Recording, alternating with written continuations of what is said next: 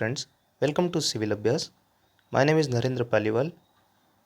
आज हम जो वीडियो लेक्चर लेके आए हैं आपके लिए वो है रिलेटेड टू पीपीसीएम सब्जेक्ट। मेरे पास काफ़ी लोगों की रिक्वेस्ट आई थी कि सर जो हमारे स्टेट जेई एग्ज़ाम स्पेशली उसमें पीपीसीएम का वेटेज अच्छा खासा होता है और एक बहुत ईजीएस्ट स्कोरिंग सब्जेक्ट है ये, जिसको सिर्फ अगर आप हमारे चैनल के थ्रू जाएंगे तो हम 1 या 2 लेक्चर में इसको पूरा कवर कर लेंगे और आपका कोई भी क्वेश्चन किसी भी स्टेट जेई एग्ज़ाम में आपके गलत नहीं होगा। तो अगर हम बात करें RSMSSB जेई जो कि राजस्थान जेई की वैकेंसी निकली हुई है, तो उसके प्रीवियस ईयर पेपर में जो इसका पैटर्न रहा है वो 4 to 8 मार्क्स का रहा है। मिनिमम 4 मार्क्स के आए हैं एंड 8 मार्क्स तक इसका ऑन एन एवरेज बैठ जाता है, that is 4 to 5 marks on an average इसका बैठता है। तो आपको यहाँ पे पूरा स्कोर करने का चांसेस मिल जाते हैं अगर आप ये लेक्चर आप पूरा देखते हैं। एसएससी में ये नहीं आता है। स्टेट जेई अदर कोई भी स्टेट जेई होंगे उसमें आपके पूछा जाएगा ये। गेट के एग्ज़ाम में इसका जो वेटेज है वो आपका रहेगा 2 to 3 मार्क्स, बट क्वेश्चन इसमें काफ़ी सिंपल होते हैं, जो जस्ट आपका एक कंसेप्ट क्लियर होने पे पूरा क्वेश्चन आपका सही हो सकता है। और ये जो लेक्चर है आपको ये हेल्प करेगा आपकी किसी भी यूनिवर्सिटी एग्ज़ाम में, स्पेशली जब भी आपके 7th सेम 8th सेम में सब्जेक्ट आता है तो उसका जो पेपर होगा उसके लिए भी आपका ये लेक्चर काफ़ी हेल्पफुल रहेगा। तो आज आप बने रहिए हमारे साथ। स्टार्ट करते हैं। What is project? Before starting the project management we will start with the what is project. देखिए, प्रोजेक्ट की डेफिनेशन आपको देखनी है। Project is an inter related set of activities that has a definite starting and ending point that results in a unique product और service. अगर आप JEE की अगर अकॉर्डिंग बात कर रहे हैं, आज ये जो हम लेक्चर बताएंगे ये आपको पूरे जेई के अकॉर्डिंग बताएंगे कि क्या क्या क्वेश्चन बन सकते हैं और कैसे कैसे आपको याद रखना है। तो प्रोजेक्ट के लिए आपको एक वर्ड याद रखना है, वो है यूनिक। आप मेरे साथ नोट डाउन करते रहिएगा कि आपको जो याद रखना है वो है यूनिक। जब भी आपको कोई क्वेश्चन आए, अगर उसमें आपको यूनिक प्रोडक्ट और सर्विस दिख जाए, वहाँ पर आपको टिक करना है व्हाट इज़ प्रोजेक्ट। अगर वो पूछता है 1 मार्क का क्वेश्चन आपका यहाँ से बन सकता है व्हाट इज़ प्रोजेक्ट से लेके, तो उसमें आपको याद रखना है कि यूनिक प्रोडक्ट और सर्विसेज जो होते हैं वो हमारे प्रोजेक्ट होते हैं। Now the definition is project management. ये आपको नहीं पूछी जाएगी पर हम बता देते हैं। The project management is a scientific way of planning, implementing, monitoring and controlling the various aspects of project such as time, money, materials, manpower, and other resources. The project management has 3 phases. First is the planning, second is scheduling, and third one is the controlling. Network planning method जो RSMSSB JEE का जो आपका syllabus है उसमें आपके जो bar chart वाला method है ये नहीं है, CPM और PERT से ही मेथड है। मोस्टली जितने भी एग्जाम होंगे उसमें आपके CPM और PERT से ही क्वेश्चन आएंगे। बार चार्ट का एक ही क्वेश्चन है जिसका है कि बार चार्ट को और किस नाम से बोलते हैं, तो वो है गैंट चार्ट। एंड किसने इसको डेवलप करा था? It was developed by Henry Gantt in 1920। इसके अलावा इससे आपका कोई क्वेश्चन नहीं उठेगा कभी भी बार चार्ट का। आपके जितने भी क्वेश्चन बनेंगे नेटवर्क प्लानिंग मेथड्स के वो बनेंगे आपके CPM और PERT से। CPM होता है हमारा क्रिटिकल पाथ मेथड और PERT होता है project evaluation and review technique. Starting with the history of PERT and CPM। देखिए, जो PERT जो डेवलप हुआ था, it was developed by US navy for the planning and control of the polarise missile programme. The emphasis was on the completion of the programme in the shortest possible time. ये हमारे PERT की history है। While CPM is developed by due point to solve the project scheduling problems. The emphasis was on the trade-off between the cost of the project and its overall completion time. अब हम आए हैं difference between PERT and CPM। देखिए, आप ये जो screen है आप इसका स्क्रीनशॉट ले लीजिए, आप इसको उतार लीजिए, क्योंकि यहाँ जितने भी पॉइंट्स हैं उन सब में से 1-1 मार्क के क्वेश्चन बने हैं और इससे आपके आने वाले एग्जाम में 1 या 2 मार्क्स के क्वेश्चन डेफिनेटली आने वाले हैं। आपके किसी भी स्टेट जेई का AE या जो भी एग्जाम होगा उसमें आपका 1 या 2 मार्क का क्वेश्चन यहाँ से 100% आएगा। तो स्टार्ट करते हैं PERT से। PERT है प्रोबेबिलिस्टिक मॉडल। आपको याद रखना है, पूछेगा वहाँ पर एग्जाम में कि व्हाट इज़ PERT, व्हाट जो मॉडल है आपका PERT का किस पे बेस्ड होता है, तो आपको याद रखना है प्रोबेबिलिस्टिक मॉडल पे। आपको ये याद रखना है P से PERT और P से ही हमारा प्रोबेबिलिस्टिक मॉडल। ये वर्ड आप ध्यान रखिएगा क्योंकि इसमें काफ़ी कन्फ्यूजन होता है वहाँ पर। While the CPM is the deterministic model. इससे भी क्वेश्चन पूछा हुआ है एग्जाम में कि CPM में कौन सा मॉडल होता है, तो हमारा डिटर्मिनिस्टिक होता है, जबकि PERT में हमारा प्रोबेबिलिस्टिक मॉडल होता है। याद रखने की टेक्निक यही है, P से PERT एंड P से probabilistic, the other one is the deterministic model. अब PERT किस लिए यूज़ होता है? Second question. तो PERT यूज़ होता है non repetitive jobs like planning and scheduling of programme. अगर आपसे पूछ ले कि रिसर्च वर्क की जो हमारा रिसर्च वर्क होता है उसमें हम क्या यूज़ करते हैं, PERT या CPM? देखिए रिसर्च वर्क एक ऐसा वर्क होता है जो पहले कभी किया नहीं होता है हमने, तो मतलब ये नॉन रिपीटेटिव जॉब्स है। रिसर्च आप कोई भी करोगे तो आपकी नहीं होगी, तो नॉन रिपीटेटिव जॉब हुई, तो इसके लिए हमको यूज़ करना पड़ेगा पर्ट। ये क्वेश्चन आया हुआ है एग्जाम में कि रिसर्च वर्क के लिए हम क्या चीज़ यूज़ करते हैं, तो पर्ट का। सीपीएम जबकि repetitive jobs like residential construction हो गया, कोई बिल्डिंग का कंस्ट्रक्शन हो गया, तो उसमें हम आपके सीपीएम यूज़ करते हैं। इसके जब मैं क्वेश्चन लाऊंगा तब आपको और क्लियर हो जाएगा। हमारी आने वाली क्लास में हम इसमें क्वेश्चंस भी कराएंगे। थर्ड वन इज द, ये भी क्वेश्चन आया हुआ है एग्जाम में कि जो पर्ट्स के जो रिजल्ट होते हैं वो किस पे बेस्ड होते हैं, तो पर्ट के जो रिजल्ट्स होंगे that results are calculated on the basis of events. ये आपको याद रखना है, पर्ट में इवेंट्स होता है, जबकि सीपीएम में जो results are calculated on the basis of activities. ये भी आपको याद रखना है कि जो सीपीएम में हम एक्टिविटीज़ के बेसिस पे रिजल्ट काउंट करते हैं, जबकि पर्ट में इवेंट्स पे। Estimation 3 time estimate is required in PERT, ये भी क्वेश्चन आपके एग्जाम में आया हुआ है। एंड द सीपीएम में single time estimate is required. So एक बार हम वापस पूरा पढ़ेंगे इसको। PERT is the probabilistic model, it is used for non-repetitive jobs like planning and scheduling of programs. The results are calculated on the basis of events and 3 times estimates are required in the PERT.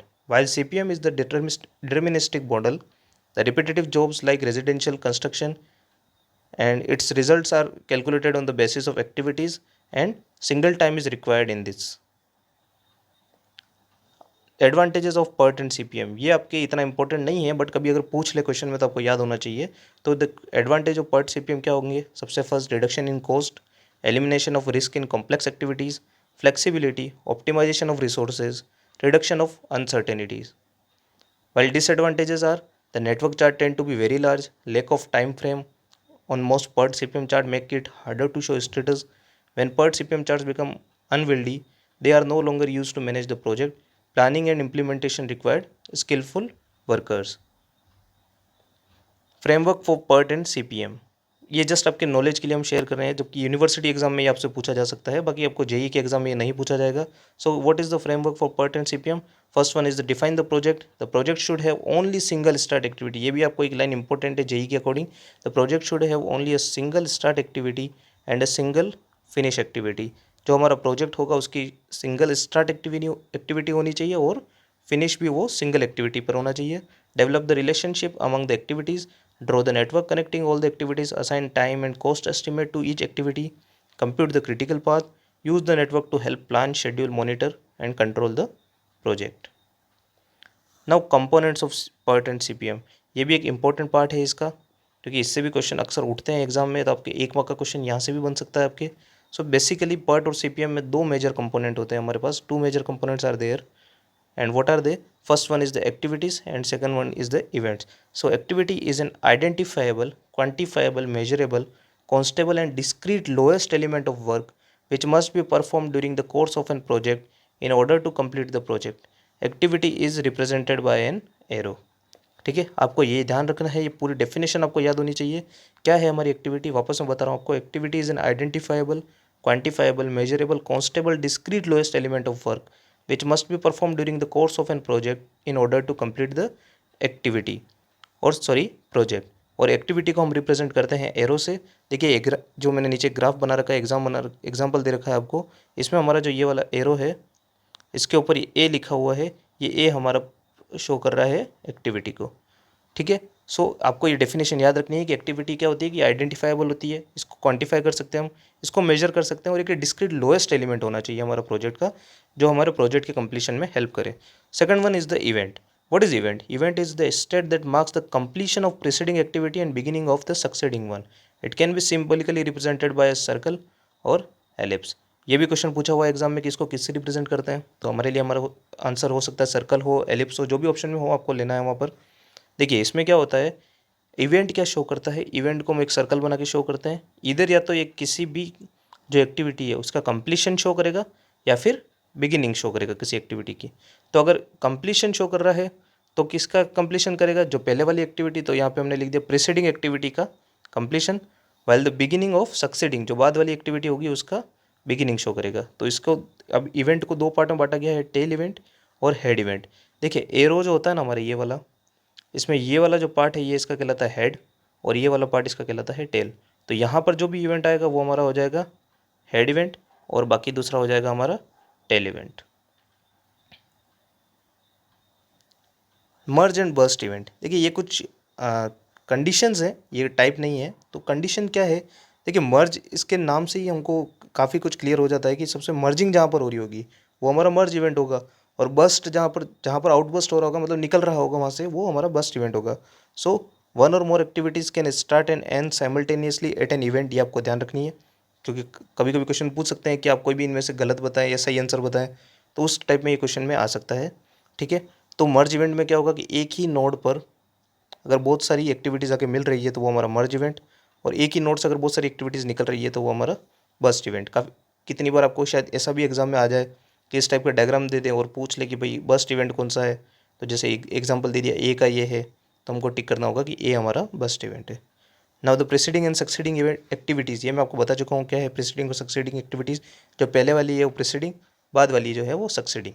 So activities perform before the given events are known as preceding activities, and the activities performed after the given events are known as succeeding activities. यहाँ पर ये diagram मैंने आपको दिया हुआ है आपके easy understanding के लिए। देखिए आई जे के और एल जो है हमारे वो है events, while A B C D are the activities. So A and B are the preceding activities of C and D, while C and D are succeeding activities of A and B. मतलब मैं क्या कह रहा हूँ कि सी हमारे activity ए के बाद आ रही है तो सी ए की सक्सीडिंग हो जाएगी, और ए जो है वो सी का प्रीसीडिंग हो जाएगा। ये आपको ध्यान रखना है, क्योंकि गेट में अगर इस टाइप के क्वेश्चन बनेंगे आपके तो उसमें आपको ये लैंग्वेज आएगी, और लैंग्वेज से आपको नेटवर्क डायग्राम ड्रॉ करना आना चाहिए। गेट हो गया, आपके यूनिवर्सिटी एग्जाम हो गए। डमी एक्टिविटी, ये एक बहुत ही इंपॉर्टेंट पार्ट है, यहाँ से भी आपकी 1 मार्क का क्वेश्चन 100% आएगा। आपको किसी भी एई जेई के पेपर में आपको यहाँ से क्वेश्चन मिल जाएगा इजीली। सो डमी एक्टिविटी क्या होता है, देखिए हमको क्या करना है, हमको पूरी पर्ट सीपीएम में सिर्फ नेटवर्क ड्रॉ करना है। बेसिक इसका यही है कि हमको एक नेटवर्क ड्रॉ करना है, किसमें, लॉजिकल मैनर में। तो वो जो लॉजिक एस्टेब्लिश करने के लिए कभी कभी क्या होता है कि हमारे पास में कोई रिलेशनशिप होता नहीं है उन दो एक्टिविटीज़ का, तो वहाँ पर हम बेसिकली डमी यूज़ करते हैं। बेसिक तो इसका यही है। अब देखते हैं डमी एक्टिविटी होती क्या है। सबसे first, it is an imaginary activity which does not consume any resources. देखिए इसकी एक एक पॉइंट जहाँ मैं अंडरलाइन कर रहा हूँ वो इंपॉर्टेंट है, मतलब वहाँ से क्वेश्चन बना हुआ है। So dummy activity is an imaginary activity which does not consume any resources and time is called dummy activity. मतलब जिसका टाइम भी ज़ीरो हो और जिसकी कॉस्ट भी ज़ीरो हो, मतलब ये कोई एक्टिविटी नहीं है, जस्ट एक रिलेशनशिप मैनेज करने के लिए हमने एक्टिविटी नेटवर्क में यूज़ करी है।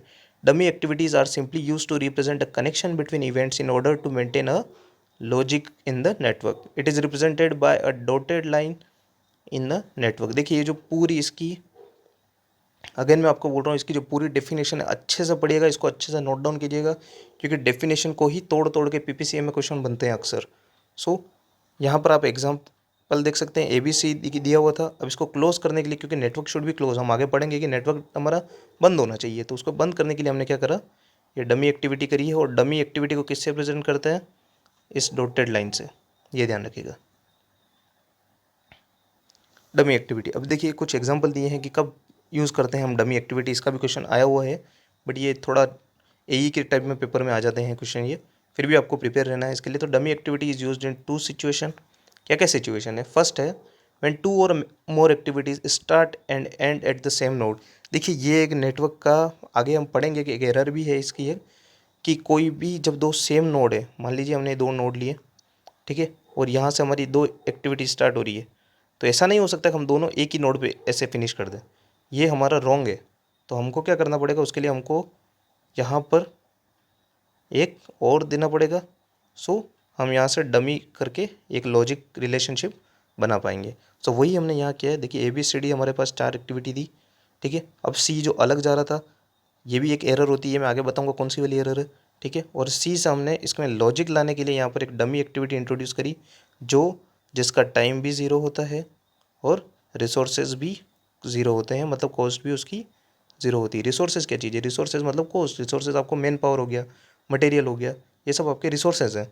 तो ये क्या करते हैं, कॉस्ट इंट्रोड्यूस करते हैं इनडायरेक्टली, तो उसकी वजह से आपकी इसकी कॉस्टिंग भी ज़ीरो ही आती है। सेकंड क्या है, व्हेन 2 और more activity share the same precedence activity but not all the precedence are shared. मतलब देखिए अब यहाँ पर आपको ये एक जो लाइन है ना, ये समझ नहीं, आप देखिए मेरे साथ समझते समझते चलिएगा तो ईजी है, काफ़ी है। देखिए इसमें क्या है, ये यहाँ पर 3 यहाँ पर है, 5 यहाँ पर है। देखिए इसमें क्या है, A B C D E F हमारे पास 6 एक्टिविटीज़ थी, ये कुछ इस टाइप का नेटवर्क डायग्राम फॉलो कर रही है, ठीक है। अब यहाँ पर लैंग्वेज क्या लिखी होगी वो मैं आपको बता रहा हूँ, देखिए ध्यान से सुनिएगा। क्या है, A is the preceding activity of C and D. क्या, ए जो है वो प्रीसीडिंग एक्टिविटी है C and D, while B is the preceding activity of D only. समझे मेरी बात को? अगर ये इस टाइप की लैंग्वेज है, ठीक है, तो आपका नेटवर्क डायग्राम कैसा बनेगा? अब देखिए यहाँ पर अगर आप इसमें कोई भी कॉम्बिनेशन ट्राई करेंगे, ठीक है, आप चाहे जो ट्राई कर लीजिए इसमें, कि जैसे हम अगर इसमें ये आपको क्वेश्चन दे दिया होता डायरेक्टली, ये आपको नेटवर्क नहीं गिवन है, फर्स्ट क्वेश्चन है गिवन है कि भाई A is the president activity of C and D, तो आप क्या करते, यहाँ से एक ड्रॉ करते, ठीक है, ये ऐसे सी डी निकाल देते, ये आपके सी डी हो जाता है, ये ए हो गया। सेकंड क्या दिया है, B is the president activity of D. अब यहाँ से आप डी कैसे निकालते, क्योंकि जैसे ही अगर आप यहाँ से डी निकालेंगे, क्योंकि प्रेसिडिंग है, और अगर आपने यहाँ से डी निकाल दिया तो वो तो सी का भी प्रेसिडिंग हो जाएगा, तो मतलब ये आप यहाँ से नहीं निकाल सकते। सो उस केस में हमको क्या करना है, हमको इस टाइप का डायग्राम ड्रॉ करने होंगे। और क्योंकि ए डी का भी प्रेसिडिंग है, तो उसके लिए हमने यहाँ पर क्या इंट्रोड्यूस कर दिया, डमी एक्टिविटी। मतलब एक लॉजिक एस्टेब्लिश करने के लिए हमने यहाँ पर डमी इंट्रोड्यूस किया, ठीक है। अब errors to be avoided in construction of a network diagram. देखिए ये क्वेश्चन पूछे तो नहीं जाते हैं, बट पूछ सकते हैं, क्योंकि अब थोड़ा लेवल स्टैंडर्ड उठ गया है एग्जाम का। So what are the errors? First, मैंने कुछ एरर तो अभी आपको मैंने पहले भी बताई है। जैसे फर्स्ट आपको एक डायग्राम दिख रहा होगा, देखिए आप मेरे साथ डायग्राम समझते चलिए, क्योंकि इसकी जो लैंग्वेज है पीपीसीएम की वो थोड़ी डिफिकल्ट रहती है, तो आप मेरे साथ जितना डायग्राम से समझेंगे उतना आपके लिए बेटर होगा इसमें। सो फर्स्ट क्या है, देखिए अगर दो एक्टिविटी सेम नोड से स्टार्ट हो रही है और सेम नोड पे फिनिश हो रही है, ठीक है, सो हम ऐसा तो ये डायग्राम हो ही नहीं सकता। अगर ऐसी कहीं चीज़ आपके आ जाती है, चाहे स्टार्टिंग में हो या एंड में हो या सेंटर में हो, तो ये आपकी एक एरर है। आपको कभी भी इस टाइप का नेटवर्क नहीं बनाने हैं। एरो आपके हमेशा स्ट्रेट रहेंगे, कभी भी मुड़ेंगे नहीं आपके, ठीक है। तो उसके लिए हमको क्या करना पड़ेगा, इस टाइप में बनाएंगे हम, और यहाँ पर एक डमी इंट्रोड्यूस कर देंगे। सो क्या कह रहा था, ए पॉइंट हमारा, two activities starting from a tail event must not have a same end event. ये हमारा टेल इवेंट पीछे वाला, और एंड इवेंट उसका सेम नहीं होना चाहिए, फिर हेड इवेंट बोल सकते हैं हम। To ensure this it is absolutely necessary to introduce a dummy activity, जैसा कि मैंने आपको बताया, ठीक है। दूसरा क्या कह रहा है, ये लूपिंग एरर। ये कह रहा है कि looping error should not B. अब यहाँ पे लूपिंग एरर क्या होता है बताता हूँ आपको। लूप मतलब क्या समझ में आता है, ऐसा करके लूप घूम गया, ये मतलब एक सर्कल में लूप लूप घूमे जा रहे हैं, ठीक है। तो यहाँ पर क्या हुआ, हमारी एक एक्टिविटी थी जो 1 से स्टार्ट हुई, फिर वो 2 पे गई, 2 स्टार्ट हुई, फिर वो 3 पे गई, और अगेन 3 से स्टार्ट होकर 1 पे खत्म हो गई, तो ये एक बन गया हमारा लूप। ऐसा लूप कभी नहीं बनना चाहिए आपके नेटवर्क में, ये आपको ध्यान रखना है। अगर आपका लूप बन जाता है तो मतलब आपका नेटवर्क गलत है। क्यों गलत है, यहाँ पर 2-3 रीज़न है इसके नेटवर्क गलत होने के। आगे एक आएगा हमारे पास फल्करसन रूल। उस फल्करसन रूल के अकॉर्डिंग आपकी जो नंबरिंग होगी, वो नंबरिंग कभी भी बड़े से छोटे पे नहीं जा सकती। जैसे जैसे हम आगे नेटवर्क में प्रोसीड करेंगे, हमारी नंबरिंग बढ़ती रहेगी। सो वो मैं आगे आपको ईजिली समझा दूंगा उसमें। तो यहाँ पर 3 के बाद आपका यहाँ 4 आना चाहिए था, जबकि यहाँ 1 आ रहा है। दूसरा आपका फॉर्म हो गया लूपिंग एरर। सो आपको यहाँ पर ये एरर गलत हो जाएगा। तो इसमें क्या लिखा है, looping error should not be formed in a network as it represent the performance of activities report repeatedly in a cyclic manner. मतलब ये क्या हुआ, ये इन्फिनिट चलने लग गई, 1 2 3 पे आया, वापस 1 पे आया, 2 पे आया, 3 पे आया, ऐसे चलने लग गई। तो ये आपकी नहीं होनी चाहिए। Now what is third one is the similar one, there should be only one start event and one ending event. ये मैंने आपको पहले ही बताया था, प्रोजेक्ट की डेफिनेशन में भी बताया था कि ओनली एक स्टार्ट इवेंट और एक ही एंड इवेंट होना चाहिए, ठीक है। अगेन मिक्सिंग ऑफ डायरेक्शन, ठीक है, arrow should be from left to right avoiding the mixing of direction. इसलिए हमेशा आपके जो एरो होंगे वो लेफ्ट से राइट की तरफ ही जाएंगे, कभी भी बैकवर्ड में नहीं जाएंगे, ये आपको ध्यान रखना है, ठीक है। देखिए अब मैंने आपको यहाँ अच्छे से समझाइए एरर इन कंस्ट्रक्शन डायग्राम। सबसे फर्स्ट आता है डेंगलिंग। डेंगलिंग क्या होता है, देखिए एक वर्ड याद रखिएगा, डेंगलिंग पूछ सकते हैं एग्जाम में, व्हाट इज डेंगलिंग। डेंगलिंग मतलब अलग थलग होना, आपको सिर्फ इतना ही याद रखना है, डेंगल मतलब अलग हो गया, ठीक है। सो डेंगल मतलब अलग क्या हुआ, ये जो एक डायग्राम है, सपोज हमने एक एग्जाम्पल लिया, ऐसे हमारा नेटवर्क चार्ट फ्लो कर रहा था, ठीक है। सो हमने क्या करा, यहाँ पे एक डेंगलिंग बना, तो ये 5 वाला जो हमारा इवेंट है, यहाँ पे याद रखिए 5 लिखा हुआ है, 5 वाला जो हमारा इवेंट है ये हमारा हो गया डेंगलिंग, ठीक है। तो अब इस डेंगल को रिमूव करने के लिए हम क्या कर सकते हैं कि या तो हम यहाँ से डमी इंट्रोड्यूस कर दें, ठीक है, हमारा एक डमी इंट्रोड्यूस हो जाए इसमें। सो हमारी डेंगलिंग रिमूव हो गई। सो या तो हम डेंगलिंग को रिमूव कर दें, या फिर हमें इस टाइप की कोई एरर बन रही हो तो हमें अवॉइड करना है, ये हमारी एरर होगी, और इसको रिमूव करने के लिए हम क्या कर सकते हैं, डमी शो कर सकते हैं। Second one is the looping, I have already discussed with you, जैसे यहाँ पर एक लूप बन गया है, सो ये लूप हमारे लिए नहीं बनना चाहिए कभी भी, आपको ध्यान रखना है, ये आपका अगर बनता है तो ये आपके एक डायग्राम की एरर है। रिडंडेंसी, देखिए मैंने नंबरिंग की आपको बात करी, आपका नंबर क्या होना चाहिए, आपका नंबर हमेशा स्मॉल से बड़ा होना चाहिए। जैसे जैसे आपका नेटवर्क आगे बढ़ता जाएगा उसका नंबरिंग जो है वो आपकी छोटे से बड़े की तरफ बढ़नी चाहिए। कभी भी ऐसा नहीं होना चाहिए कि यहाँ पर एक 3 फिर ऐसा 2 आ गया फिर 4 आ गया, कोई रैंडम नंबरिंग आप कभी भी नहीं कर सकते हैं इवेंट्स के लिए, ये आपको ध्यान रखनी है। जैसे कि इस एग्जांपल में देख सकते हैं कि यहाँ पे जो एक्टिविटी थी, सपोज ए बी सी और डी थी, तो क्या हुआ, हमारा ए गया, ए से बी पे गया 6 पे, बी से वापस, अब देखिए यहाँ से क्या था, सी गया और सी वापस डी से जा रहा है 7, मतलब 5 to 6 जा रहा है और 5 to 7 एंड अगेन ये वाला जो पाथ है जो हमारा जा रहा है 7 to 6, मतलब रिड्यूस हो गया। रिडंडेंसी मतलब क्या, रिड्यूस होना, तो कितना रिड्यूस हो गया, फिर रिड्यूस हो गया ये तो ये हमारा एरर आ गई, तो रिडंडेंसी की एरर यहाँ पर आ गई है। देखिए इस टाइप के क्वेश्चन नहीं पूछेंगे एग्जाम में वैसे तो आपसे, जहाँ तक ए ई जे की बात है, बट अगर पूछ ले तो भी आपको याद आना चाहिए ये चीज़, ठीक है। अब rules in constructing a network, ये स्टेप ये जो है ये आपके यूनिवर्सिटी एग्जाम के लिए इंपॉर्टेंट है, सबको देखिए एक बार पढ़ लीजिए आप इसको। The no single activity can be represented more than once in a network, एक एक्टिविटी एक ही बार रिप्रेजेंट कर सकते हैं। The length of arrow has no significance, ये आप याद रखिए कि जेई की इंपॉर्टेंस है इसमें।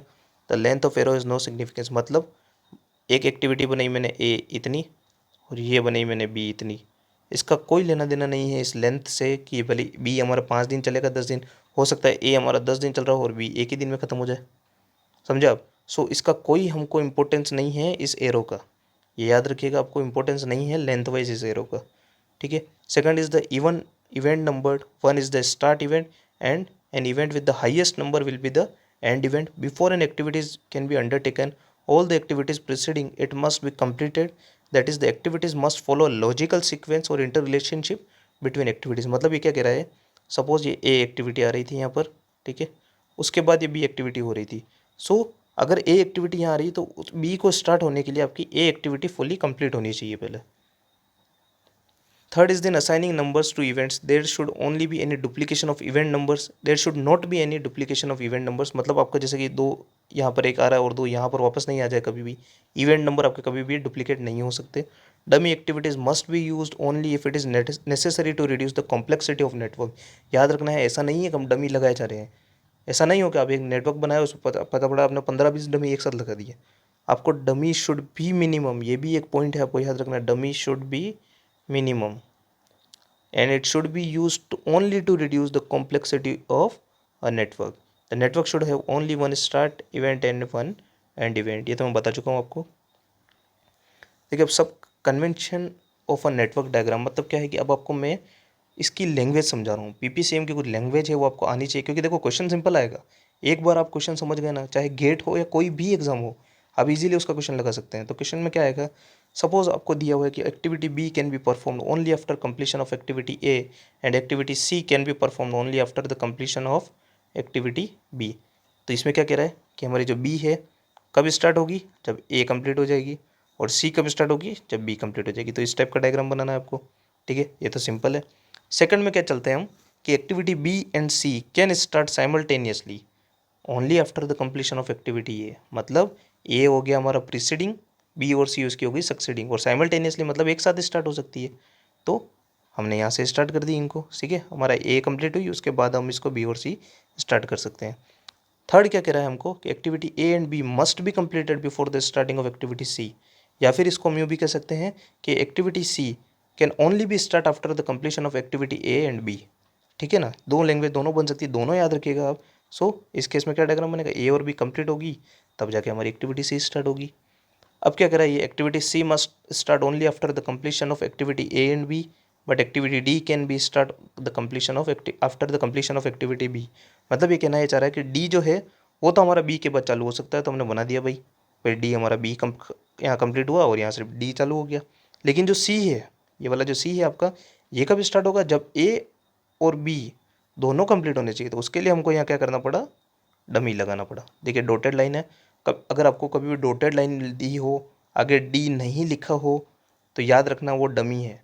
और कितनी बार हो सकता है आपको कन्फ्यूज़ करने के लिए ऐसा भी कर दे वो डॉटेड लाइन दे देवे, ठीक है, उसके ऊपर कोई एक्टिविटी का नाम दे दिया उसने, नहीं देगा, सपोज मान लो डी दे के और यहाँ नीचे 0 लिख दिया, मतलब 0 उसका टाइम है, ठीक है ना। तो आपको कंफ्यूज नहीं होना है यहाँ पर, वो आपकी अगर 0 टाइम है किसी का तो मतलब वो डमी एक्टिविटी है वहाँ पर, ठीक है। और एक्टिविटी को कैसे रिप्रेजेंट करते हैं हम, देखिए मैं आपको एक रिप्रेजेंटेशन का तरीका बता देता हूँ। ये नोड होते हैं दोनों हमारे, ठीक है। यहाँ से 1 नंबरिंग, ये 2, ये एक्टिविटी, एरो के ऊपर हम लिखते हैं एक्टिविटी और एरो के नीचे उसका हम लिखते हैं ड्यूरेशन। लाइक एक्टिविटी ए है 2 ड्यूरेशन की, तो हम ऐसे लिखते हैं, ठीक है। ये आपको याद रखना है। तो हमने एक एग्जांपल लिया छोटा सा सिंपल प्रोजेक्ट का, ये सिर्फ यूनिवर्सिटी स्टूडेंट्स के लिए काफ़ी हेल्पफुल है। तो क्या है, activity A B C D given है 4, इमीडिएट प्रीडिसेसर और सक्सेसर। प्रीडिसेसर मतलब पहले वाले, सक्सेसर मतलब बाद वाले। सो डैश डैश ए और बी का कोई प्रीडिसेसर नहीं है, तो यहाँ से क्या ये अपने को कहना चाह रहा है कि ए और बी हमारे स्टार्टिंग इवेंट है। समझे आप लोग, कोई प्रीडिसेसर नहीं मतलब स्टार्टिंग इवेंट, यही अगर सक्सेसर होता, ठीक है। तो सक्सेसर में चलते चलते मतलब एंड इवेंट के आगे कोई सक्सेसर नहीं होगा, ठीक है। टाइम ड्यूरेशन आपको गिवन है यहाँ पर, सी का प्रीडिसेसर है ए और बी, डी का है सी। बहुत सिंपल डायग्राम है, देखिए हमने ऐसा करा तो हमारे ए और ये जो बी जो था हमारा, ये दोनों स्टार्टिंग इवेंट हो गए, ठीक है। यहाँ से सी चला गया और ये डी चला गया। अब यहाँ पर देखो डेंगलिंग बन रही थी इसकी, तो हमने क्या करा, डमी इंट्रोड्यूस कर दिया, ठीक है। इनके नीचे हमने ड्यूरेशन भी लिख दी। और जो नंबरिंग कैसे करेंगे, देखिए हम डमी भी यहाँ से यहाँ ही जा रहा है, तो 1 2 3 4 5, कहीं भी रिडंडेंसी की एरर नहीं आ रही है, ये ध्यान रखना। और ये किसके अकॉर्डिंग कर की है ये नंबर, फल्करसन रूल, ठीक है। Now estimating the time of completion, so planning the schedule of a project, total estimate required. अभी आपसे पूछ सकते हैं ES क्या होता है, EF क्या होता है, LF क्या होता है, तो आपको याद डेफिनेशन याद रखनी है, ये पूछा जा सकता है एक एक मार्क के क्वेश्चन में आपसे। So earliest time is the ES is the earliest start time, the earliest time at which the activity can be start given, that is the precedent activity must be completed first। मतलब ये क्या कह रहा है कि जैसे suppose ये activity थी, ठीक है, ये ए और ये बी एक्टिविटी है और ये आगे एक और आ रही है सी एक्टिविटी, ठीक है। तो मैं सी को कितना जल्दी स्टार्ट करूँ, ठीक है, कि उसकी जो बी है वो ख़त्म हो जाए। मतलब बी जैसे ही ख़त्म हो और उसके तुरंत मैं एक सी को स्टार्ट कर दूँ। मतलब सिविल की अगर इंजीनियरिंग में ऐसे एग्जांपल में लूँ आपको कि भाई हमारे को 4 कॉलम कंस्ट्रक्ट करने थे, ठीक है। तो मतलब मेरे को अगर मैंने ये तीसरा कॉलम मेरे को कास्ट करना है, तो ये 2 कॉलम जैसे ही ख़त्म हो और मैंने तीसरा कास्ट कर दिया, ठीक है। शटरिंग वटरिंग खोल के मतलब मैंने पूरा एकदम ले लिया हमारे पास सब कुछ, और दूसरा इक्विपमेंट मंगा के ये जैसे ही 2 कॉलम कास्ट और तीसरा कॉलम स्टार्ट कर दिया, वो होगा हमारा अर्लीस्ट स्टार्ट टाइम। उससे पहले मतलब मैं स्टार्ट कर ही नहीं सकता। मैं कुछ भी करूं बिना रिसोर्सेज के अप्लाई किए, बिना कुछ किए, मैं उससे पहले इस टाइम में ये स्टार्ट नहीं कर सकता। वो हमारा होगा अर्लीस्ट स्टार्ट टाइम, ठीक है। What is earliest finish time, equal to the earliest start time of the activity plus the time of completion, ठीक है। ये होता है EST plus D, that is the earliest start time plus time of completion required will be the earliest finish time, ठीक है। ये formula आपको याद रखना है, पूछा जा सकता है एक मार्क के क्वेश्चन में आपसे। What is latest finish time, the latest time in which the activity can be completed without delaying the project. ये ध्यान रखना, जैसे कि 24 दिन में आपका प्रोजेक्ट होने वाला है, तो एक एक्टिविटी थी, जैसे मान लो कि एक बीम का कास्टिंग होनी है, तो उस बीम को मैं कितना डिले कर सकता हूँ कि 2 या 4 दिन डिले कर सकता हूँ कि मेरा प्रोजेक्ट जो 24 दिन में कंप्लीट होने वाला है उसको 24 से 25 दिन नहीं हो जाए, ठीक है ना। होता है कभी कभी हम लेके चलते हैं ऐसे ही। सो ये हमको ध्यान रखना है, वो हमारा होगा लेटेस्ट फिनिश टाइम, ठीक है। अब ये देखिए, इससे भी क्वेश्चन उठ सकते हैं और आपको याद रखने हैं, और जो नेटवर्क डायग्राम बनाने हैं उसमें तो आपको 100% इसको ध्यान रखना ही है। फॉरवर्ड पास होता है, बैकवर्ड पास होता है। देखिए 2 टाइप के पास होते हैं। फॉरवर्ड मतलब क्या दिख रहा है आपको, वर्ड से समझ में आ रहा है कि हमको आगे जाना है, ठीक है। So the early start and early finish times are calculated by moving forward through the network and considering the predecessor activities only.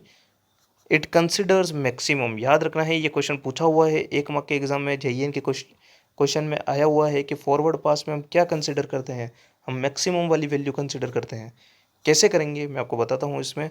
देखिए क्या होता है कि सपोज यहाँ पर कोई एक नेटवर्क था, ठीक है, और यहाँ से कोई एक नेटवर्क आ रहा था। मान लीजिए ये एक्टिविटी ए है, ये बी है, सी है, इन दोनों का ड्यूरेशन 2 है, ठीक है। अब क्या हुआ, यहाँ से 2+2 हमने अर्लीस्ट स्टार्ट टाइम काउंट करता गया, मेरे यहाँ पे आया 4, सी से भी आया हमारे पास 2। अब इन दोनों में से 2 टाइम आ गए हमारे पास, तो मैं कौन सा लूँगा यहाँ पर। तो जब हम फॉरवर्ड पास में चल रहे हैं, मतलब फॉरवर्ड पास में मैं क्या कैलकुलेट कर रहा हूँ, अर्लीस्ट स्टार्ट और अर्लीस्ट फिनिश। मतलब मुझे कैलकुलेट अर्ली स्टार्ट करनी है, फिनिश के लिए मैं क्या करूँगा, उसमें ड्यूरेशन को ऐड कर दूंगा, ठीक है। सो उस केस में मैं क्या करूँगा, मैक्सिमम वाली लूँगा। मतलब यहाँ पर अर्लीस्ट स्टार्ट कितना हो जाएगा इसका, 4, ये आपको ध्यान रखना है, ठीक है, क्योंकि मैंने इसमें क्या कंसिडर करी है, मैक्सिमम। वाइल द बैकवर्ड पास क्या होता है, the for the latest start and the latest finish time it is calculated by moving through the network. Backward कैसे मूव करना है, मतलब आपका पूरा नेटवर्क कंस्ट्रक्ट हो गया है। सपोज कि ये आपका यहाँ से नेटवर्क जा रहा था पूरा का पूरा, ठीक है, ये आपका फाइनल आ गया है, ये फाइनल इवेंट है आपका पूरा, ठीक है, यहाँ तक आपका ड्यूरेशन आ चुका है। अब आपको क्या करना है, आपने यहाँ तक अभी तक आए थे तो फॉरवर्ड में मूव करते करते आपने ऑब्वियसली सारी ई एस कैलकुलेट करेंगे, E S, E F, that is earliest start earliest finish. आपका यहाँ पे आ गया मान लो 24। आपको यहाँ क्या करना है, लेटेस्ट फिनिश में भी सेम टाइम लिखना है, क्योंकि फिनिश टाइम अलग नहीं हो सकते दोनों के। स्टार्ट और एंड के इवेंट के स्टार्ट का 0 0 होगा, एंड का मैक्सिमम मैक्सिमम होगा, ठीक है ना, ये आपको याद रखना है। मैं आपको बता रहा हूँ, जो ई एस और एल एस होते हैं आपके 0 0 होते हैं स्टार्टिंग इवेंट के, याद रखना, क्योंकि उससे पहले तो कुछ हुआ ही नहीं है, ज़ीरो ही होगा ना। तो और मैक्सिमम होते हैं एंड के, तो यहाँ से चॉइस और यहाँ से फिर आपकी कैलकुलेशन चलेगी अपोजिट डायरेक्शन में, मतलब आप पीछे की साइड मूव करोगे। सो इट कंसिडर्स मिनिमम, ये आपको याद रखना है। यहाँ पर कौन सी वैल्यू कंसिडर करते हैं बैकवर्ड पास में, मिनिमम। इसका मैं एक अलग से वीडियो बना के डाल दूंगा, क्योंकि ये यूनिवर्सिटी एग्जाम में पूछा जाता है, इस कंपटीशन एग्जाम के लिए इतना इंपॉर्टेंट नहीं है आपके लिए। सो स्लैक टाइम क्या होता है, अब slack time for an activity is the difference between its earliest and the latest start और between the earliest and latest finish time. मतलब ये क्या कह रहा है, E S minus L S कर दो, ठीक है, that is earliest start minus latest start कर दो, या फिर earliest finish minus latest finish कर दो। वो जो भी डिफरेंस आएगा वो हमारे पास आएगा, दैट इज स्लैक टाइम, ठीक है। स्लैक टाइम क्या होगा, अर्लीस्ट स्टार्ट में से लेटेस्ट स्टार्ट माइनस कर दो तो स्लैक टाइम आएगा, या फिर आप अर्लीस्ट फिनिश में से लेटेस्ट फिनिश, दोनों में से कोई भी करोगे सेम रिजल्ट आएगा आपके पास, ठीक है। अब यहाँ पर आपको याद क्या रखना है, जेई के अकॉर्डिंग आपको पहले तो दोनों फॉर्मूले याद रखना है। हो सकता है आपसे स्लैक पूछ ले, टाइम ड्यूरेशन गिवन हो, स्लैक पूछ ले, क्योंकि देखो ये बहुत सिंपल है यार, ऐसा कुछ ज़्यादा इसमें रॉकेट साइंस नहीं है आपको जो इतना सीखना है। Earliest minus L start minus करे, दोनों स्टार्ट की इवेंट माइनस कर ले, अर्ली में से लेट किया माइनस तो भी हमारे पास स्लैक आ जाएगा, फिनिश लेट, फिनिश वाले में भी अर्ली में से लेट किया, ठीक है। अब क्या होता है, क्रिटिकल पाथ का जो स्लैक होता है वो ज़ीरो होता है। क्यों क्या होता है स्लैक ज़ीरो, क्योंकि देखिए क्रिटिकल पाथ वो पाथ है जिसमें, मतलब क्रिटिकल पाथ क्या होगा कि उसके हम क्रिटिकल, अब एक टर्म से ही समझे, क्रिटिकल मतलब ये बहुत क्रिटिकल है, मतलब इसको अब हम और हिला डुला नहीं सकते, ठीक है ना। तो उसके बाद स्लैक टाइम क्या मतलब होता है, slack time is the free time. हम कह सकते हैं स्लैक टाइम क्या होगा, फ्री टाइम, ठीक है, थोड़ा बहुत फ्री टाइम अवेलेबल है। स्लैक टाइम मतलब एज ए सपोज हम कह सकते हैं कि भाई इस एक्टिविटी को करने के लिए हम कितना और थोड़ा 1 2 दिन और डिले कर सकते हैं, लेकिन critical activities are those activities which can not be delayed further. अगर उसको डिले किया तो वो प्रोजेक्ट का ड्यूरेशन को ही चेंज कर डालेगी, ठीक है। सो क्रिटिकल एक्टिविटी का, सॉरी क्रिटिकल पाथ है, और उन पाथ पे जो एक्टिविटी होगी दैट इज़ क्रिटिकल एक्टिविटी, उनका स्लैक टाइम कितना होता है, ज़ीरो। याद रखिएगा, कंपटीशन एग्जाम में पूछा जा सकता है कि क्रिटिकल पाथ का हो सकता है पूरा को कंफ्यूज करने के लिए अर्लीस्ट टाइम भी दे दे, लेटेस्ट स्टार्ट टाइम भी दे दे, लेकिन आपको याद के रखना है वहाँ पे ज़ीरो ही आएगा, उसका कैलकुलेट करोगे तो भी ज़ीरो आएगा, और ऐसे भी आपको याद होना चाहिए। ये एक रिप्रेजेंटेशन होता है कि ये रो को हम रिप्रेजेंट कैसे करते हैं, ये आपके इतना काम का नहीं है किसी भी कंपटीशन के लिए, बट यूनिवर्सिटी स्टूडेंट के लिए काम आता है कि एक्टिविटी को लिखते हैं, यहाँ पे टाइम लिखते हैं, ई एस लिखते हैं, ई एफ लिखते हैं, earliest start earliest finish, latest start latest finish, और यहाँ पर सिलेक्ट टाइम लिखते हैं हम। रिप्रेजेंटेशन के और भी तरीके हैं जो मैं कभी एक यूनिवर्सिटी एग्जाम के लिए एक अलग वीडियो बना दूंगा आपके लिए, उसमें आपको अलग से सिखा दूंगा। अब आया है हमारा फुल्करसन रूल, आपको याद रखना है। फुल्करसन रूल पूछा जा सकता है आपसे, कुछ नहीं है फुल्करसन रूल। फुल्करसन रूल क्या कहता है कि जो स्टार्ट है और इनिशियल इवेंट है उसको हमको 1 देना है, ठीक है। From the event 1 strike off all outgoing events activities this would have made 1 और more event as initial events, ठीक है, which would do not have any incoming activities, number that event is 2। ये क्या कह रहा है कि भाई हमारा पहला इवेंट हमने इसको 1 दिया, इसके बाद जो भी आ रहा था हमने उसको 2 दिया, ठीक है, तो ये हमारा हो गया वापस इनिशियल। वापस इससे हम आगे गए तो एक और बढ़ाते जाओ 3 आया, ऐसे करके हमको बढ़ाते जाना है। एंड इवेंट जो होना चाहिए वो हमारा हाईएस्ट नंबर का होना चाहिए, ठीक है ना। टेल मतलब स्टार्टिंग इवेंट सबसे छोटा, एंड वाला सबसे बड़ा होना चाहिए, और रिडंडेंसी नहीं आनी चाहिए, यह ध्यान रखना। मतलब 3 से 2 पे नहीं आना चाहिए, 2 से 3 पे ही जाना चाहिए हमारा, और फॉरवर्ड मूव करना है। यही हमारा बेसिक फुल्करसन रूल है। क्रिटिकल पाथ एनालिसिस, अब देखिए ये बहुत एक काफ़ी टाइम पूछा गया है और काफ़ी टाइम इसमें लोग कंफ्यूज होते हैं। मैं आपको बता रहा हूँ, critical path of for any network is the longest path. यहाँ पर आपने काफ़ी टाइम सुना होगा कि शॉर्टेस्ट पाथ होता है, नहीं, ये आपका लॉन्गेस्ट पाथ होता है। आपको यहाँ ध्यान रखना है, ये थ्रू द एंटायर नेटवर्क ये सबसे लॉन्गेस्ट पाथ होता है। लेकिन यहाँ पर किस में ये शॉर्टेस्ट होता है उसका भी क्वेश्चन है। तो उसके लिए मैं क्या करूँगा, आपसे आज से दूसरे या तीसरे लेक्चर में मैं आपके लिए इस टाइप के 2 क्वेश्चन लेके आऊँगा, जिसमें एक में लॉन्गेस्ट और एक में शॉर्टेस्ट वाले जो कंसेप्ट हैं वो आपके पूरी तरीके से मैं क्लियर कर दूँगा। तो आपको क्या दिखाना है यहाँ पे, the time it is the critical path. आपको क्या याद रखना है, the critical path for any network is the longest path. ये क्वेश्चन पूछा हुआ है आपसे एग्जाम में, याद रखना है आपको। Thus if the project is to be completed in time, all the activities on the critical path must be started as soon as possible. These activities are called critical activities, जैसा कि मैंने आपको बता रखा है। If the project has to be completed ahead of schedule, then the time required for at least one of the critical activity must be reduced। मतलब ये क्या कह रहा है कि जैसे सपोज कि मैंने क्रिटिकल एक्टिविटी से सब कुछ कैलकुलेट किया तो 24 दिन लग रहे थे एक प्रोजेक्ट को कंप्लीट होने में, सपोज, ठीक है, कि आपको कोई भी एक वॉल कंस्ट्रक्ट करनी थी फाउंडेशन के साथ, तो आपको उसको 24 दिन में लग रहा था। अब ये कह रहा है कि आपको, मेरे पास तो नहीं भाई, आपका क्लाइंट आके कहता है मेरे पास तो 20 ही दिन है, तो आप क्या करोगे, तो आप किसी न किसी एक्टिविटी, क्रिटिकल एक्टिविटी को ही रिड्यूस करोगे। अब देखिए क्रिटिकल एक्टिविटी क्या है भाई, ऐसी एक्टिविटी जिसका मतलब सिलेक्ट टाइम 0 है, ठीक है, तो उसको आप रिड्यूस करोगे तभी तो जाके आपका जो टाइम है वो रिड्यूस होगा। कैसे ज़ीरो करेंगे, सपोज़ कि हमको फाउंडेशन करना है, उसमें आपको चाहिए, आपको कि 2 मज़दूर चाहिए थे, तो हमने क्या करा, वहाँ पे मज़दूर लगा दिए 4, या फिर हमने उसकी जगह लगा दी जेसीबी, ठीक है। तो हमारा ये जो काम 2-3 दिन में होने वाला था वो कितने दिन में हो गया, आधे दिन में, 1 दिन में। तो हमने टाइम रिड्यूस कर दिया, कॉस्ट बढ़ेगी। हाँ, यहाँ ध्यान रखना आपको, जैसे ही आप इसमें आप लगा दोगे, ऐसा नहीं होता कि हम अनलिमिटेड, हमको मुकेश अंबानी नहीं है यहाँ पर कि जो अनलिमिटेड हम रिसोर्सेज लगा देंगे। जैसे ही आप रिसोर्सेज इंड्यूस करोगे अंदर, it will increase your cost. जो हमारा सबसे जो मेन फीचर सिविल इंजीनियरिंग का क्या होता है कि कॉस्ट आपकी मिनिमम होनी चाहिए, ठीक है ना, वो ही इंक्रीज कर देगा यहाँ पर, इसलिए आपको ध्यान रखना है, ठीक है। Further any delay in completion of critical activity will increase the project duration. ये मैं आपको पहले ही बता चुका हूँ, अगर जितनी आप क्रिटिकल एक्टिविटी को डिले करोगे, आपका प्रोजेक्ट की कॉस्ट, सॉरी प्रोजेक्ट का ड्यूरेशन उतना ही डिले होता जाएगा। The activities which does not lie on the critical path are non critical activity. भाई सिंपल है ये तो, जो एक्टिविटी लाई कर रही है वो क्रिटिकल एक्टिविटी, जो नहीं कर रही है वो non critical activity. This non critical activities में हैव सम सिलेक्ट टाइम। भाई इनके पास तो सिलेक्ट टाइम होगा, जरूरी नहीं है। अगेन आई एम सेइंग, ऐसा नहीं कि सिर्फ क्रिटिकल पाथ का ही 0 टाइम होता है, ये भी आपको ध्यान रखनी है। लाइन पूछ सकता है एग्जाम में कि भाई इनमें से कोई गलत बता होता है, ऐसा मत टिक मत करके आ जाना कि नॉन क्रिटिकल पाथ में होगा ही होगा, में है वो भाई 0 भी हो सकता है, नहीं भी हो। The slack is the amount of time which by which the start of an activity may be delayed without affecting the overall completion time of the project. जैसा कि मैंने आपको बताया था भाई कि स्लैक क्या होता है कि एक टाइम है कि हम एक स्टार्ट को कितना डिले कर सकते हैं, भाई 2-4 दिन डिले कर दें हम उसको, सो ओवरऑल प्रोजेक्ट का हमारा कोई इफेक्ट नहीं आए। But a critical activity is no slack, हमने पढ़ लिया है। To reduce overall project time it would require more resources, that is extra cost to reduce the time taken by critical activity to complete. Now determination of float and slack times. देखिए थोड़ा छोटा हो गया है लेकिन आप पढ़ लीजिएगा, इसमें से नजर आ रहा है ये आपको। Sir the non critical activities have some slack और फ्लोट। अब उनको कैसे कैलकुलेट करना है, स्लैक और फ्लोट एक ही चीज़ होती है यहाँ पर, कंफ्यूज मत होना इन दोनों में वर्ड्स में, ठीक है ना। फ्लोट की डेफिनेशन भी वही है, स्लैक की भी वही है ऑलमोस्ट।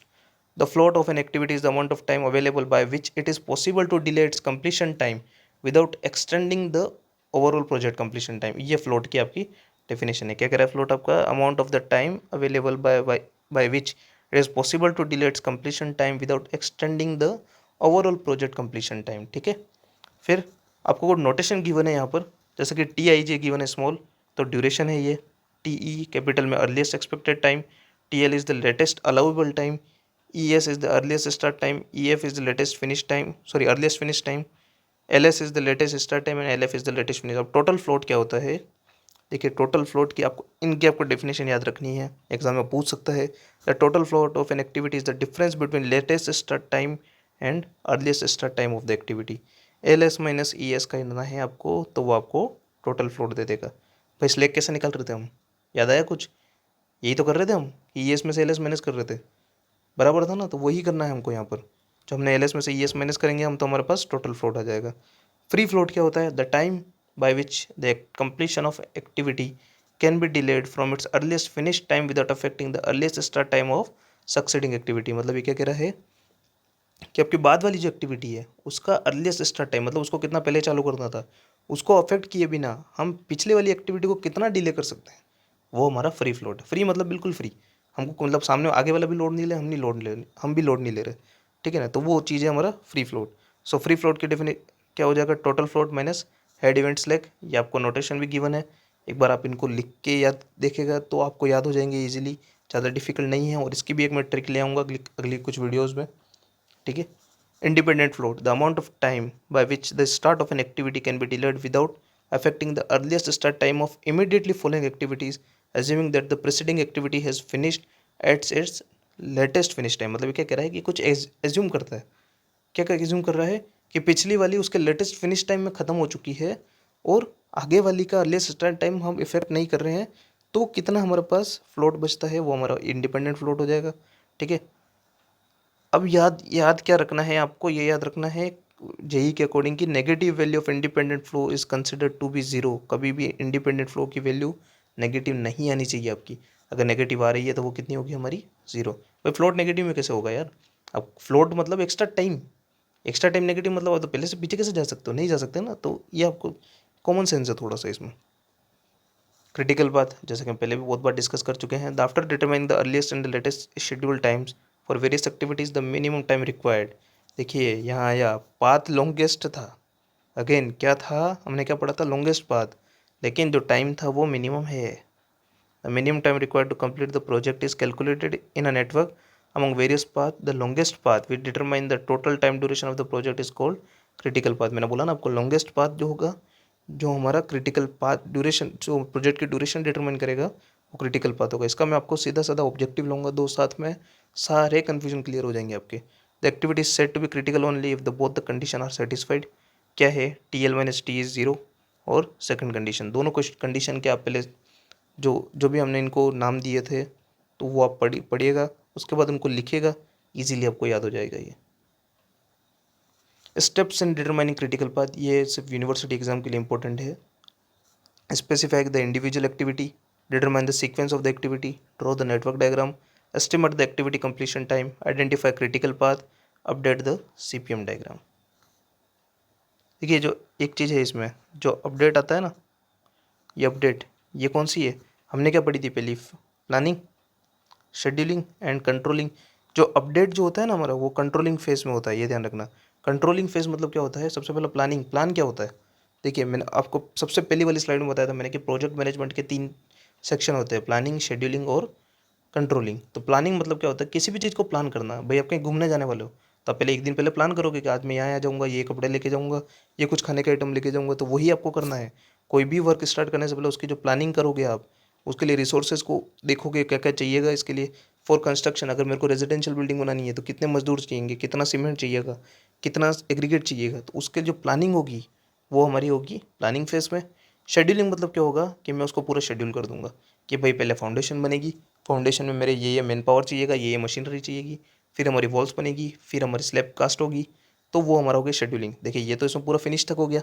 कंट्रोलिंग में क्या आएगा, कंट्रोलिंग में ये आएगा कि भाई मैंने जो प्लान कर दिया शेड्यूल में, और अगर ज़रूरी थोड़ी है कि हम उसी के अकॉर्डिंग चलेगा, कभी नहीं होगा ऐसा, तो उसमें जो हमारी कुछ एक्टिविटीज़ बिहाइंड द शेड्यूल रह जाएगी, मतलब कुछ पीछे रह जाएगी, कुछ आगे चल रही होगी, तो वो फ्लोट और उन सबको कंसिडर करके हम जो अपडेट करते हैं डायग्राम, वो होता है हमारा कंट्रोलिंग पार्ट। आई होप आपको अच्छे से समझ में आ गया होगा अब। So moving on forward, the PERT, PERT की क्या फुल फॉर्म है ये आप याद रखिएगा, क्योंकि वाइवा में पूछा जाता है कितनी बार, अक्सर बच्चों को याद नहीं होती है। इसको आप प्रोग्राम इवोल्यूशन रिव्यू टेक्निक भी बोल सकते हैं, बट अच्छे एक मैनर में अगर हम देखा जाए तो प्रोजेक्ट इवोल्यूशन रिव्यू टेक्निक इसका सही टर्म होता है। प्रोग्राम इवोल्यूशन रिव्यू टेक्निक भी आप बोलते हैं कुछ लोग, उसमें भी गलत नहीं है ये।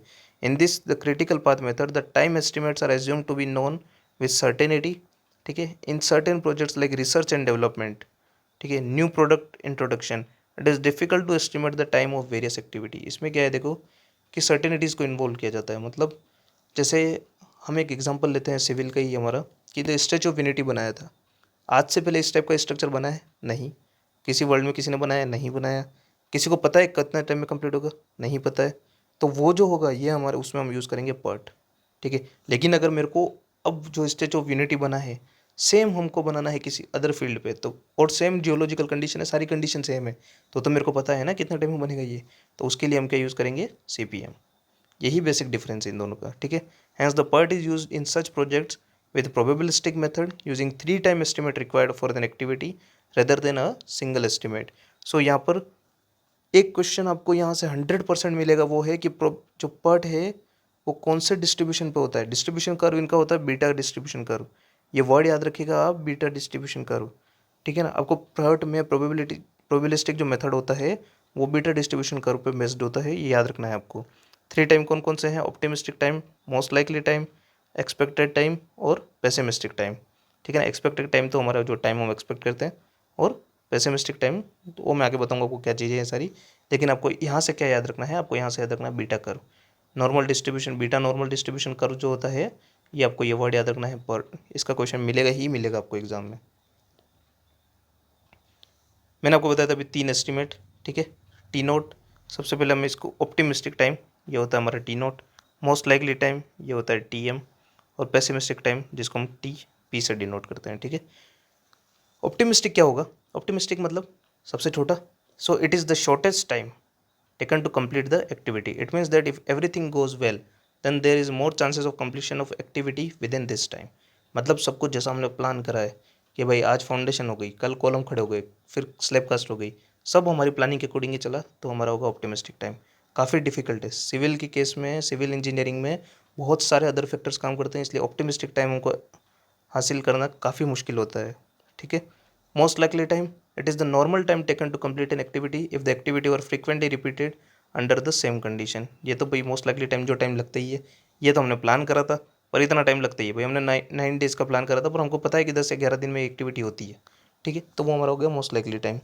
Pessimistic time, longest time that an activity would take to complete, it is the worst time estimate that an activity would take if unexpected problems are faced. Suppose क्या हुआ, आप एक रेजिडेंशियल बिल्डिंग या कुछ बना रहे थे, आपके पड़ोसी से झगड़ा हुआ, ठीक है, और उसने क्या करा, आपका पूरा स्ट्रक्चर थोड़ा आधा कास्ट हुआ है और उसने आपके ऊपर स्टेट लगा दिया, तो क्या हुआ, आपका सारा काम रुक गया।